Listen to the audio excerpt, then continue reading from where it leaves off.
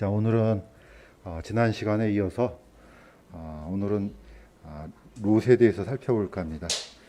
지난 시간에 했던 롯의 삶하고 너무나 많은 이제 대조를 갖고 있는 이제 인물이기도 합니다. 빼놓을 수가 없죠. 그냥 지나갈까 하다가 아브라함하고 롯은 대조를 시켜야 되겠다는 생각이 들었습니다. 그래서 오늘은 롯의 삶의 여정하고 짤막하게 그 다음에 이 롯을 통해서 하나님께서 어떤 교훈을 주시는지 이제 한번 살펴보도록 하겠습니다. 자, 사실 이 롯은 이 앞부분은 아브라함의 이 여정하고 똑같습니다. 그래서 겹치는 부분이 있지만은 한번 보도록 하겠습니다. 자, 이 성경에서는 아브라함의 아버지는 데라입니다.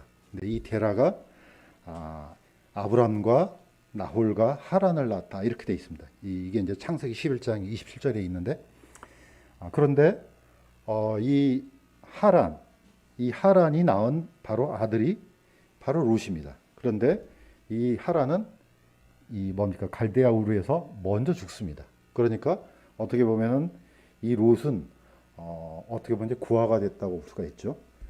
바로 그때 이 아브람과 같이 이제 갈대아 우르를 떠나서 저 위에 이제 하란까지 올라가죠. 근데 이름이 똑같습니다. 근데 이거 또 우리를 자꾸 이제 이게 혼동스럽게 하는데 롯의 아버지 이름도 하란이고 저 위에 있는 도시 지명도 하란입니다. 원어로는 약간 글자가 틀린데 번역서에서는 이름이 똑같습니다.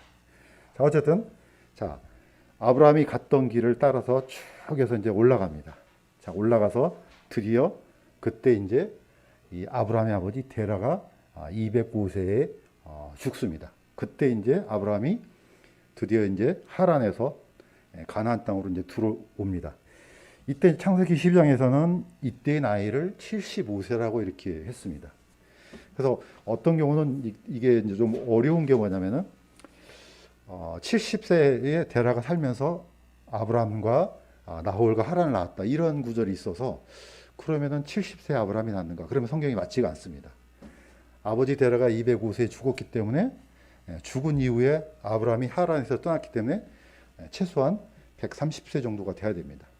그래서 이제 이런 부분이 약간 좀 성경에서 디베이트가 되는데, 자, 어떤 면에서 이렇게 좀 혼란을 가져왔냐면은 데라가 낳은 아들이 아브라함과 나홀과 하란 이렇게 하니까 아브라함을 먼저 낳았구나 생각을 하니까 이게 혼란스럽습니다. 자, 그런데 이거는 흔히 있는 일인데 성경에서는 중요한 인물을 앞에다 두기 때문에 아브라함이 장자처럼 생각하는데 성경을 있는 그대로 보면은 거꾸로 아브라함이 장자가 아니라는 게 이제 증명이 되죠. 이제. 자, 어쨌든 이게 이제 중요한 건 아닙니다. 자, 아브라함은 하나님께서 이제 약속의 땅으로 부르실 때 이제 메소포타미아 지역을 떠나지 않고 쭉 유프라데스 강을 타고 쭉 상류로 올라가죠. 이 바로 상류 지역이 바로 아시리아 지역입니다. 그러니까 밑에는 바벨론 지역이고 저 상류는 아시리아 지역으로 이제 보면 됩니다. 자, 그 하란에서 데라가 죽자 이제 드디어 가나안 땅으로 이제 들어오죠. 자, 들어왔을 때 지난 시간에 배웠던 것처럼 그 첫 번째 도시가 세겜이라고 이제 배웠습니다. 자, 그래서 세겜은 굉장히 중요한 의미를 갖고 있죠. 아브라함한테선 중요하죠. 왜냐하면 하나님께서 약속하신 가나안 땅의 대표적인 도시가 이제 이 세겜이 되고 이제 나중에 훗날 이스라엘 백성들이 이집트에서 이제 나와서 모압 평야에서 들어갔을 때 첫 번째 도시가 이제 여리고가 되죠. 자, 그러니까 위하고 밑에가 있는데 이제 여리고는 요수아 시대 그때 당시 때 이제 가나안 땅을 대표하는 도시가 될 수 있고 이 아브라함에게는 이제 세겜이 가나안 땅을 대표하는 첫 번째 이제 도시가 될 수가 있습니다. 자, 그래서 나중에 요셉이 죽었을 때 그 요셉의 뼈를 이 세겜에다가 이제 묻죠 이제. 자, 이 여정을 아브라함하고 롯이 같이 쭉 갑니다. 그런데 나중에 아브라함이 드디어 이제 가나안 땅에 기근이 들자 애굽으로 내려가서 애굽에서 하마터면은 큰일을 봉변을 당할 뻔했는데 하나님께서 보호 주셔서 다시 가나안으로 이제 올라오죠. 자, 올라왔을 때 이렇게 됐습니다. 아브라함이 이집트에서 이제 올라왔을 때 대단히 많은 뭡니까 금은 부화를 가지고 이제 올라옵니다.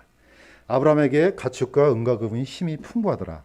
자, 그가 남쪽에서부터 이동하여 베델에 이르러 드디어 이제 베델에 올라와서 베델과 아이 사이에 곧 처음에 자기 장막이 있던 곳에 이르렀고, 자 이렇게 해서 같이 이제 어마어마한 양떼와 가축대를 몰고 이제 같이 옵니다.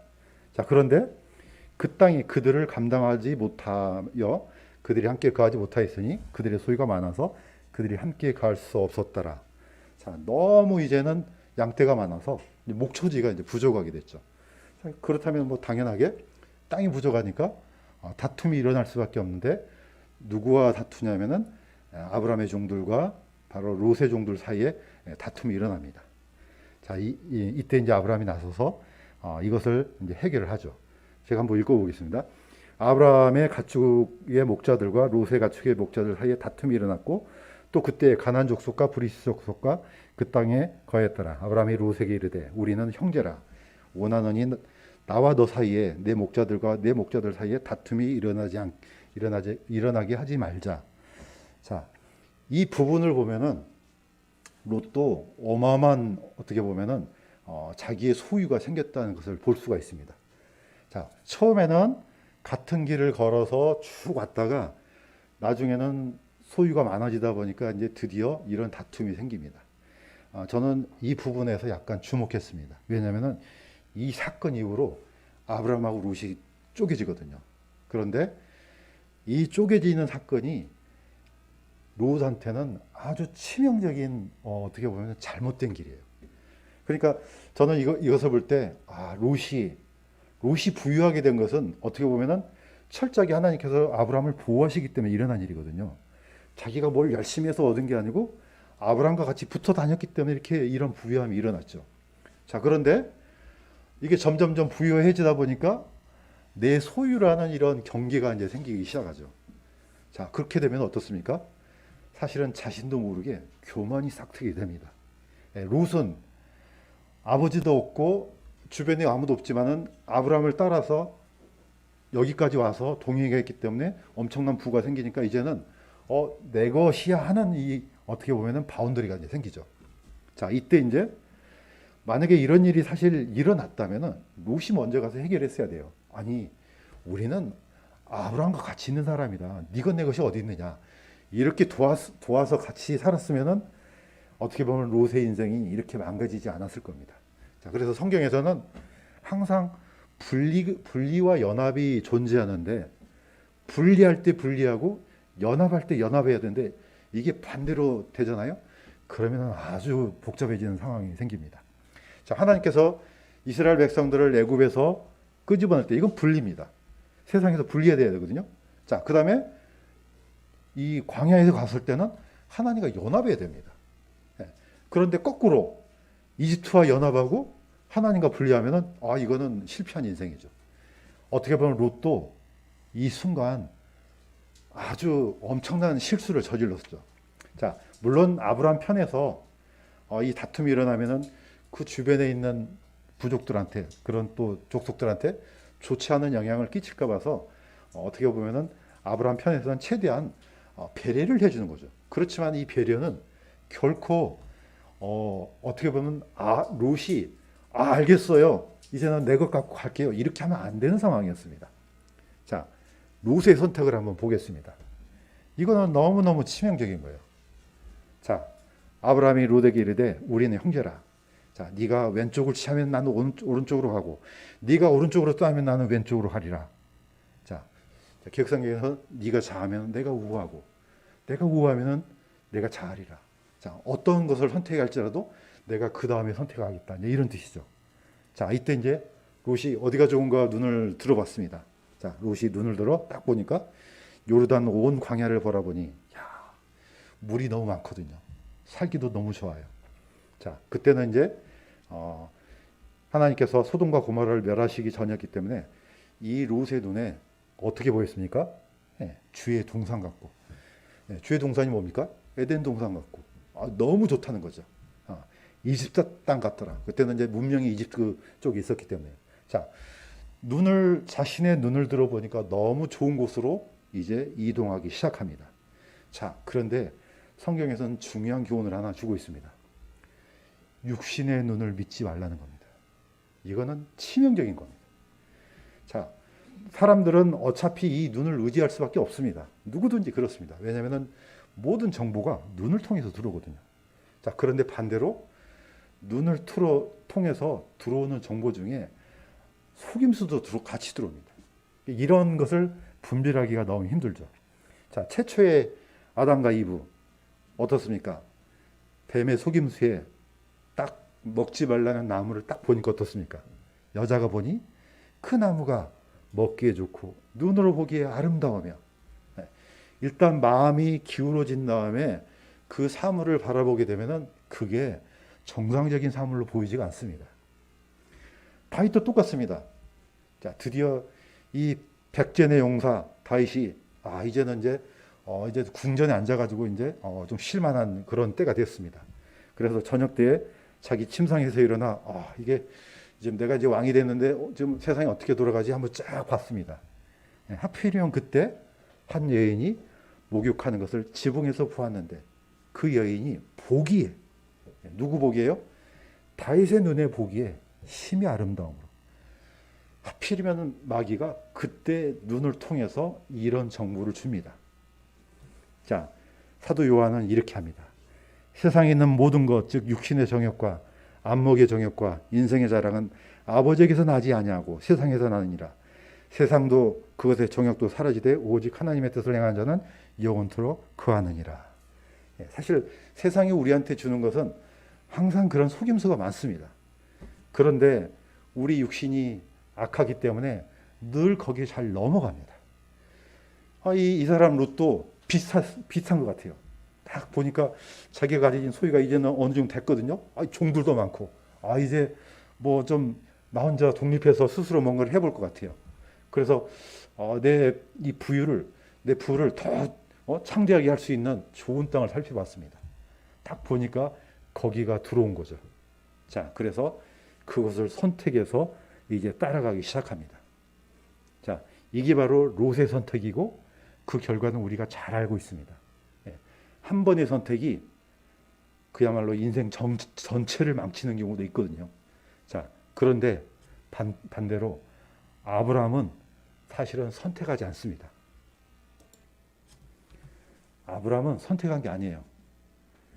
아브라함은 이 눈에 보이는 참 멋있는 소돔과 고모라가 아니고 사실 이미 아브라함의 마음속에서는 하나님을 선택하고 있었죠. 그러니까 네가 어떤 걸 선택해도 그건 아무 문제가 안 됐던 거, 문제가 없었던 거죠.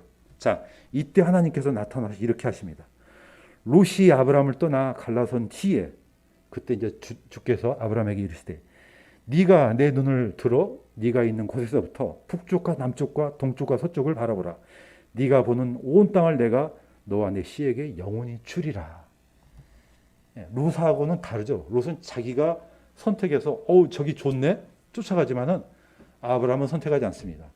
이미 그의 마음속에 하나님이 계시기 때문에 그럴 필요가 없던 거죠. 철저하게 이 약속을 믿고 그냥 어떤 식으로 롯이 어떤 것을 선택할지라도 그냥 하나님을 믿기만 하니까 하나님께서 나타나셔가지고 네가 보는 모든 땅을 주겠다고 약속을 다시 보증을 해주시죠. 자, 이게 바로 아브라함의 선택이고 또 우리가 오늘날 쫓아가야 될 그런 아브라함의 어떤 발자취라고 저는 생각이 됩니다. 자, 그런데 드디어 이제 롯이 선택해서 들어간 세상을 한번 보겠습니다. 약간 좀 이 주제는 민감할 수가 있습니다. 그래도 성경이 있기 때문에 이 얘기를 안 할 수가 없습니다. 자, 롯이 점점점 들어갔던 그 소돔과 고모라는 이 롯이 자신의 신앙을 지키기에는 너무나 강력한 파워를 갖고 있었습니다. 자, 점점점 들어가서 나중에 어떻게 됩니까? 소돔과 고모라가 롯의 모든 삶을 집어삼켜 버립니다. 빠져나올 수가 없죠. 사실 이게 분리할 때 분리하고 연합할 때 연합하는 이 원리를 잘 지키기만 하면은 문제가 없는데 이것은 이 소돔과 고모라는요 사실 아브라함이 들어가도 위험합니다. 물론 아브라함은 안 들어가겠죠. 우리가 자신 있게 어디를 갈 때 저기를 가면 안 되는데 한데 발걸음이 글로 가요. 그러면 이미 먹히게 돼 있습니다. 자, 이 사람들은 어떤 사람들이었습니까? 하나님께서 드디어 소돔과 고모라를 멸하기로 작정하셨습니다. 그래서 이제 두 천사를 이제 보내죠. 자, 그랬더니 여기 있는 사람들이 이렇게 나와요. 소돔 사람들이, 소돔의 남자들이, 즉 늙은이든 젊은이든 사방에서 나온 모든 사람들이 그 집을 에워쌌더라. 그들이 롯을 부르며 그에게 이르되 이 밤에 내게 온 남자들이 어디 있느냐? 그들을 우리에게 데려오라. 우리가 그들을 알리라. 자, 남자 두 사람이 들어왔죠. 내놓으라는 거죠. 우리가 어떻게 한번 해보겠다고. 이건 좀 좋은 나이스한 말로 이렇게 표현했지만 아주 굉장히 욕된 말이죠. 자, 사실 동성애 문제는 그냥 도덕적인 관점이고 윤리적인 관점이 아닙니다. 이거는 이제 세상 사람이 보는 관점이지만은 하나님께서 봤을 때 이 문제는 어떤 문제냐? 바로 이겁니다. 창세기에 보면은 하나님은 자신의 형상으로 남자 여자를 창조하셨습니다. 아담과 이브를 창조하시고 하나님께서 보시기에 매우 좋았더라. 그러니까 이게 최고의 선이라는 겁니다. 창조의 질서요. 하나님의 주권적인 기준이 세워진 거죠. 자, 이걸 무너뜨린다? 이거는 어마어마한 사건이에요. 첫째, 하나님의 주권을 부정하는 겁니다. 당신이 보기에 좋았다 그랬지? 아니야 이겁니다. 두 번째는 우리가 잘 알고 있는 하나님께서 만든 질서가 그건 선 아니야. 자, 지금 현재 이 동성애의 아이콘으로는 무지개를 쓰고 있습니다. 지난 시간에 얘기했던 것처럼 무지개는 절대 그런 아이콘이 아닙니다. 뭡니까? 이 무지개는 하나님의 주권과 하나님의 통치권과 하나님의 소유권에 대한 아이콘입니다. 그러니까 심판의 주권이 하나님께 있다는 그 뜻이거든요. 이게 물론 이제 홍수를 멸망시키지 않겠다는 약속도 있지만 본래는 그런 의미예요. 그런데 이게 지금 어떻게 됐습니까? 빨주노초 파는 바가 다 어우러져 있지 않느냐. 그러니까 우리도 다 남자 여자 가리지 말고 다 올려서 이렇게 잘 살아보자. 바로 이겁니다. 그런데 이 놀랍게도 여기에서 가장 먼저 아주 성경을 보기에도 부끄러울 정도로 이 운동에 앞장서고 있는 데가 바로 이스라엘입니다. 그 중에 바로 이스라엘에서 테라비브. 저번에 목사님께서 말씀하셨던 것처럼 이 테라비브는 이스라엘의 현재 어떻게 보면 이제 성경적인 수도라 그러면은 예루살렘이지만 테라비브는 상업적인 금융 모든 실질적인 그런 수도이기도 하고 이 테라비브를 중심으로 이스라엘 인구가 거의 절반이 모여 살고 있습니다. 그러니까 그 중심으로 우리나라는 거의 4분의 1이 서울이 살고 있잖아요. 여기는 한 이스라엘 인구의 한 절반 가까이가 테라비브 중심의 광역 도시로 둘러싸고 있습니다. 그러니까 가장 발달된 그런 나라죠. 그래서 이 하시딤들, 유대인들 중에서도 까만 모자 쓰고 까만 옷 입은 사람들 있잖아요. 거기를 가리켜서 개탄하죠. 소돔과 고모라가 여기 있구나. 진짜로 그렇습니다. 이 소돔과 고모라가 바로 테라비브에 있어요. 테라비브가 딴 데가 아닙니다. 바로 그 옛날 사도 베드로가 이 다비다를 일으켰던 그 요파 항구가 바로 테라비브예요. 옛날에 사도 베드로가 거기 가서 시몬의 무두장인 시몬의 집에 있었을 때 잘 가이사랴에서 불러오잖아요. 그 아름다운 항구가 이렇게 변질돼 버렸습니다. 다시 말씀드리지만은 이게 이스라엘 문제가 아니에요. 전 세계적인 현상이에요. 제가 한번 살펴보니까 뭐 미국, 영국, 뭐 캐나다, 호주 할 것 없이 전 세계적인 현상이에요. 이거는 단순히 그냥 이런 현상이 일어나고 있구나 이게 아니고 이 현상 자체가 심각한 하나님에 대한 모독이라는 겁니다. 그래서 무서운 겁니다. 이거는 하나님의 심판을 자초하는 겁니다. 자, 이게 바로 소돔과 고모라였습니다. 베드로후서 2장 6절을 제가 읽겠습니다.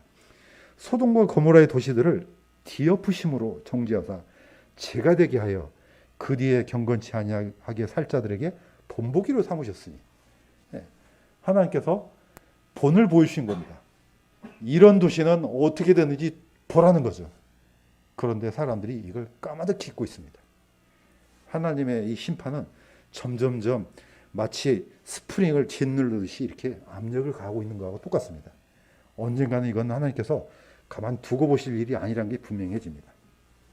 자, 그런데 이 도시 안에 우리한테 좋은 교훈이 하나 되고 있습니다. 자, 드디어 이제 하나님께서 보내신 그 두 천사가 롯한테 가서 이렇게 묻습니다. 여기에 내가 속한 자가 더 있느냐? 사이나 네 아들들이나 딸들이나 이 도시 안에 속한 것은 무엇이든지 그것들을 그들을 이곳에서 데리고 나가라. 주께서 이곳을 멸하시려고 우리를 보내셨느니라. 자, 롯은 그런데 적어도 이 경고의 말씀에 깜짝 놀랐습니다. 들었다는 거죠. 자, 그러니까 어떻습니까? 롯이 나가서 자기 딸들과 결혼한 사이들에게 자, 주께서 이 도시를 멸하실 터이니 너희는 일어나서 이곳을 떠나라. 네, 드디어 이제 큰일 났다. 적어도 자기 딸들의 사이들만이라도 데리고 나가려고 이렇게 얘기를 전했습니다. 그랬더니 그의 사이들은 그를 농담하는 자로 여겼다. 예. 똑같습니다. 눈이 어디에 있습니까?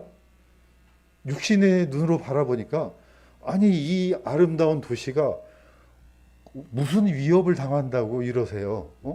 이 하루아침에 이 도시가 어떻게 망해요? 아무리 둘러봐도 하늘을 보든지 평야를 보든지 어디 적들도 없고 아무도 없습니다. 자, 이게 바로 오늘날 세상 사람들입니다. 자, 로마서에도 똑같은 안타까움이 있습니다. 이사야가 이르기를 주여 우리가 전한 것을 누가 믿었나이까 하느니라. 그런즉 이와 같이 믿음은 들음에서 나고 들음에 의해서 오며 들음은 하나님의 말씀에 의해 오느니라. 자, 이미 이 사람들이 들어야지 뭐 이렇게 일어날 거 아닙니까? 말을 들어야지. 근데 전혀 듣지를 않습니다. 자, 오늘날하고 노아 시대하고 똑같다는 겁니다. 아무리 진지한 하나님의 말씀을 전해도 전혀 이걸 뭐 진지하게 듣지를 않습니다. 베드로후서에는 이렇게 되어 있습니다. 지금 있는 하늘과 땅은 주께서 같은 말씀으로 보관하여 간직하사 경건치 아니한 사람들의 심판과 멸망의 날에 불사르기에 예비해 두셨느니라. 자, 이것을 우리 육신의 눈이 아니고 영적인 눈으로 바라보면은 하나님께서 곧 오시는구나, 심판의 날이 곧 오는구나 할 텐데 이게 안 보이는 겁니다. 그러나 주의 날이 밤에 도둑같이 오리니 그날에는 하늘들이 큰 소리와 함께 사라지고 원소들이 뜨거운 열에 녹으며 땅과 그 안에 있는 일들로 불태워지리라.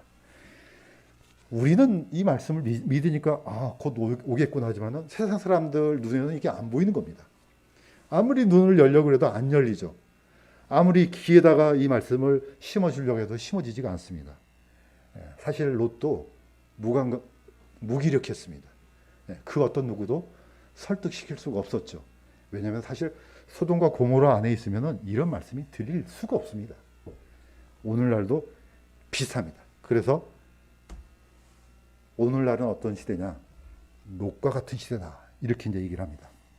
자, 그런데 마지막 장면이 우리가 굉장히 좀 새겨 듣고 우리가 깊이 묵상해 볼 말씀이기도 합니다. 자, 창세기 19장 23절에서 26절인데 제가 읽겠습니다. 롯이 소알에 들어갈 때 해가 땅 위에서 솟았더라. 그때 주께서 하늘에서 주로부터 유황과 불을 비같이 소돔과 고모라에 내리사 그 도시들과 온 평야와 그 도시들의 모든 거주민과 땅 위에 자라난 것을 엎어 멸하셨더라. 이 구절이 굉장히 인상적이지 않습니까? 하나님께서 유황 불을 쏟아 부을 때 해가 땅에서 솟았다 이렇게 뭐 이렇게 뭔가 이렇게 갑자기 큰 재앙이 쏟아질 때 보면은 막 엄청난 폭풍우 가운데 뭐가 일어날 것처럼 보이잖아요. 그런데 아침에 해가 딱 솟아오를 때 이 사건이 터졌습니다. 그러니까 어떻습니까? 소돔과 고모라 사람들이 아침에 떠오르는 해를 보니까 오늘 하루도 이렇게 빛나는 날이 되겠구나. 열심히 일하러 가야지. 어떤 사람이 일터로 가고 뭐하고 다 아침마다 분주했을 것입니다. 그러나 그들의 삶이 딱 거기까지입니다. 왜냐? 아침에 이런 일이 일어나거든요. 자, 보통 우리 막 태풍 오면은 막 일기예보가 쏟아지고 막 하잖아요. 그러면 사람들이 예측을 하고 어떻게 하지? 뭐 대피하기도 하고 뭘 하기도 합니다. 아니면 막 그 유리창에다가 막 테이프 바르고 막 하잖아요. 자, 그럴 수가 없습니다.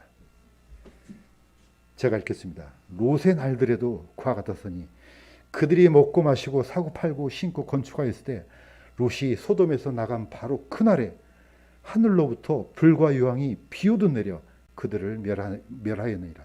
사람의 아들이 나타난 날에도 그와 같으리라.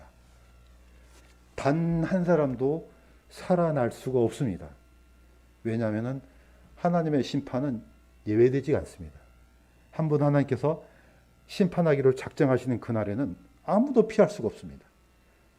앞에 이제 이 노아 방주가 나오는데, 자, 노아도 그 오랜 기간 동안 방주를 만들었지만은 일단 완성되고 문은 하나님께서 닫아버리십니다. 그 이후로는 하나님께서 단 눈금만큼도 궁유를 베풀지 않습니다. 왜냐? 그때는 하나님의 진노의 날이 되었기 때문에 그렇습니다. 그들이 평안하다 안전하다고 말할 그때 아이 뵌 여자에게 해산의 고통이 임하는 것 같이 갑작스러운 파멸이 그들에게 임하나니 그들이 피하지 못하리라. 그러나 우리는 아니라는 거죠. 그러나 형제들아, 너희는 어둠 속에 있지 아니한즉 그날이 도둑같이 너희를 덮치지 못하리라. 쫙 분리됩니다. 소돔과 고모라에서 살아남은 사람이 딱 4명이죠. 롯과 롯의 아내와 2딸입니다. 아마 그 안에 무수히 많은 사람들이 살았을 거예요. 왜냐하면 너무나 살기가 좋았으니까. 그리고 계속해서 반복된 거지만 소돔과 고모라가 무슨 큰 사건, 물론 당한 적이 한번 있긴 있습니다. 그러나 그것을 제외하고는 이 살던 곳이 무슨 자연재해를 당하거나 이런 적이 없습니다. 그러니까 사람들이 똑같이 생각하는 거죠. 아, 이것은 큰, 우리가 사는 동안에는 그런 일이 일어나지 않겠지. 자, 그래서 예수님께서는 그때 소돔과 고모라의 사건에 있었던 롯을 다시 기억나게 합니다. 한번 보겠습니다. 예수님께서 하신 말씀입니다. 롯의 아내를 기억하라. 자, 이게 누가복음 11장에 나오는 말씀인데, 그날의 지붕에 있는 자는 물건이 집에 있어도 그것을 가지러 내려가지 말 것이요, 들에 있는 자도 그와 같이 되돌아가지 말 것이니라. 롯의 아내를 기억하라. 누구든지 자기 생명을 구원하고자 하는 자는 그것을 잃을 것이요, 누구든지 자기 생명을 잃는 자는 그것을 보존하리라. 좀 띄어서, 2여자가 함께 맷돌을 갈고 있을 터인데 하나는 붙잡혀가고 다른 하나는 남겨질 것이며, 2남자가 들에 있을 터인데 하나는 붙잡혀가고 다른 하나는 남겨지리라. 지난 시간에 한번 살펴봤던 말씀이기도 합니다. 자, 그런데 여기서 특이한 것은 롯의 아내를 기억하라 하면서 앞에 지붕에 있는 자는 자기 물건이 집에 있어도 그것을 가지러 내려가지 말고 들에 있어도 들어가지 말라고 이렇게 합니다. 그러면서 롯의 아내를 기억하라 합니다. 약간 좀 이 앞뒤가 좀 문맥이 약간 좀 어려운 말씀이기도 합니다. 자, 이 말씀이 마태복음 24장에도 그대로 나옵니다. 자, 마태복음에는 사건이 2개가 있습니다. 멸망에 대한 사건이 있는데 하나는 예루살렘 멸망이죠. 하나는 세상 종말입니다. 2가지를 예수님께서 같이 겹쳐서 말씀해요. 자, 무슨 말이냐면은 예수님께서 예루살렘 멸망을 얘기했을 때 동일하게 얘기합니다. 군대들이 에워싸이는 것을 볼 때 너희들은 유대에 있는 자는 산으로 도망하라 하시면서 같은 얘기가 뭐냐, 산에 있는 자, 밖에 있는 자들은 그 안에 들어가지 말라, 안에 있는 자는 빨리 나와라. 사실 이게 역사적으로도 증명이 됩니다. 왜냐, 그때 예루살렘은 어마어마한 부가 집중된 곳이에요. 물론 그 안에 예루살렘 성전도 있지만은 그것 자체도 하나님은 심판하실 그 날을 준비하고 있었죠. 그러니까 그 안에 절대 들어가면 안 된다.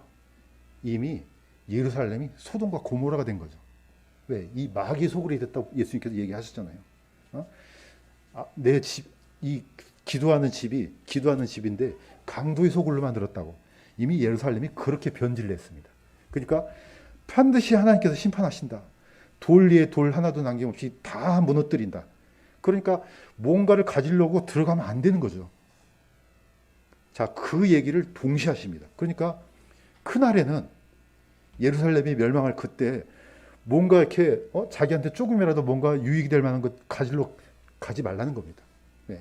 이미 그때는 심판의 날이에요. 자, 롯의 아내를 왜 기억하라고 했습니까?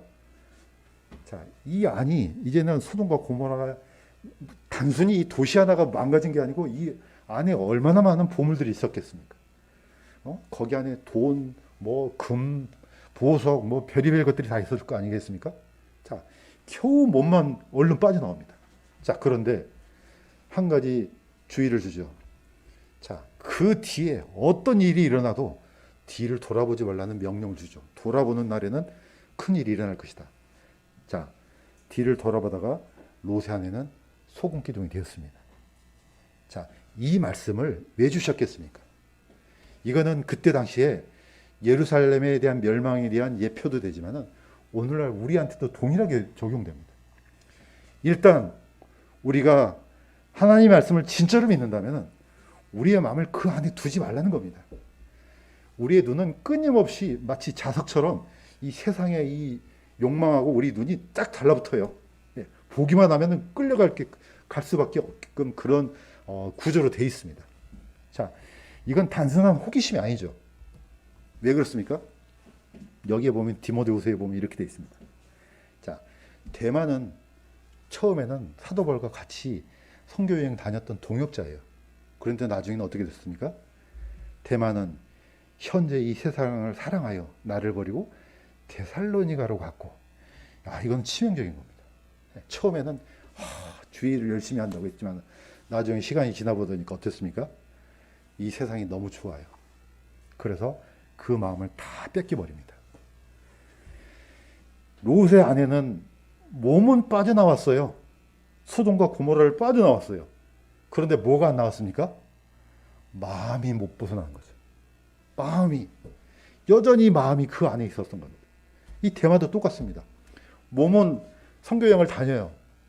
마음은 세상에 가 있는 겁니다. 그 옛날 유대인들, 이스라엘 백성들하고 똑같습니다. 자, 몸은 이집트에서 빠져나왔어요. 광야에서 있는데, 몸은 광야에 있는데, 마음은 어디 있습니까? 여전히 이집트에 갇혀 있는 겁니다. 그래서 그들 가운데 섞여 사는 무리가 탐욕에 빠지며 이스라엘 자손도 다시 울며 이르되 누가 우리에게 고기를 주어 먹게 할꼬? 우리가 이집트에서 마음대로 먹던 물고기와 오이와 수박과 부추와 양파와 마늘을 우리가 기억하거니와 이제는 우리 혀이 메마르고 이 만나에는 우리 눈앞에 아무것도 없도다. 예. 그 옛날이 너무나 그리운 거죠. 그때 비록 우리가 그냥 노예처럼 살아도 먹는 건 잘 먹지 않았느냐. 예. 끊임없이 그 옛날 육신의 정욕에 빠지는 이것들 안에서 벗어날 수가 없었습니다. 롯의 아내를 기억하라는 말씀이 우리한테는 정확하게 들어맞습니다. 예. 여전히 우리가 지금 세상 가운데 살기 때문에 이 세상의 파워를 우리가 감당하기 힘듭니다. 그래서 어떻습니까? 날마다 정말로 이 경건의 시간, 큐티 시간이 왜 필요한지는 경험해 보니까 알겠습니다. 날마다 그렇게 하지 않으면요, 순식간에 훌러덩 넘어갑니다, 이게. 자, 마무리하겠습니다. 롯과 아브라함은 정말로 삶이 대조됩니다. 자, 그런데 굉장히 우리에게 혼란을 주는 그런 구절이 있습니다. 사도 베드로가 이렇게 기록했습니다. 소돔과 고모라의 도시를 티오프심으로 정죄하사 죄가 되게 하사 그 뒤에 경건치 아니하게 할 살자들에게 본보기로 삼으셨으며 사악한 자들의 더러운 행실로 인해 괴로움을 받던 의로운 롯을 건져내셨으니 이는 저 의로운 사람이 그들 가운데 거하며 그들의 불법 행위를 보고 들으면서 날마다 자기 의로운 혼을 괴롭게 하였기 때문이니라. 자, 개혁성경에는 심령이 상했다 이렇게 됩니다. 그러면서 롯한테 뭘 붙여줍니까? 의로운 롯 합니다. 우리가 볼 때 롯이 의롭습니까? 전혀 그렇지 않습니다. 자, 롯의 아내는 소금 기둥이 됐죠. 롯의 두 딸로 말미암아서 나중에 모압과 암몬 족속이 태어나잖아요. 어디를 봐서 롯이 의롭습니까? 전혀 의롭지 않습니다. 그런데 왜 신약성경에서는 롯을 의롭다고 합니까? 이거는 중요한 것을 가르쳐주고 있습니다. 첫째, 구원은 결탄코 행위로 얻을 수 없다. 이거는 하나님의 은혜로 된 겁니다. 두 번째, 롯은 실패한 크리스천의 모형입니다. 이거는 성화에 실패한 겁니다. 롯과 아브라함을 크게 대조하면은 롯은 절대로 우리가 본받아야 안 될 사람입니다. 자, 한 사람은 믿음의 조상이에요. 이분에 대한 삶은 우리가 지난 시간에 배웠습니다. 심지어 그 사후에까지 어떤 존재인지 보여줬습니다.